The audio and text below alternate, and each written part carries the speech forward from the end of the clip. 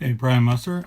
Doing a review of the book Venal Dogmata by Jeff Christopherson. This is a very short book. It's only 103 pages, but it's like crazy small, crazy big print and lots of margins and kind of a smaller book as well. It's just one imaginary story. He calls it a parable of the future church. And what it does is it takes Jeff Christopherson's imagination and some of his theological beliefs and imagines what the church would look like in the city of Philadelphia in the year 2050. That's the basic premise, and he writes a fictional story based on that premise. But one of the major pieces that he surmises in this story is that the government changes how they view tax exempt charities, tax exempt statuses. To the government, and this is on page 24, to the government, charities had to demonstrate in black and white that they did not exist for the benefit of their own membership, but for the good of the community.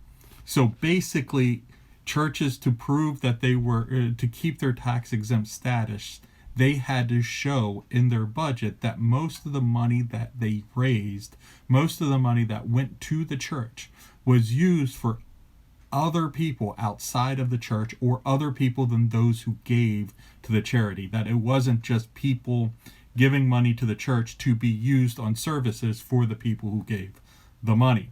It was this idea that the people who gave the money needed to the people who benefited from the money given needed to be different than the people who gave the money. And so many churches weren't able to prove this and therefore lost their tax exempt status, and therefore without the tax exempt status they were no longer economically feasible. But he actually, although this kind of set the church back in huge ways, he actually saw it as a very good thing in redefining the church, and had to get the church to ask this question: we would exist for ourselves, or would we exist for our king's mission? This idea that the institution was not for the institution itself's sake. So church wasn't just for church. We didn't have to make decisions to keep the church around. We needed to make decisions that promoted the mission of God, the kingdom of God on this earth. And this actual change in the government laws pushed us to that in a way that never was without it. So I highly recommend this book. It's real short. It's a story. Read it. It would set your mind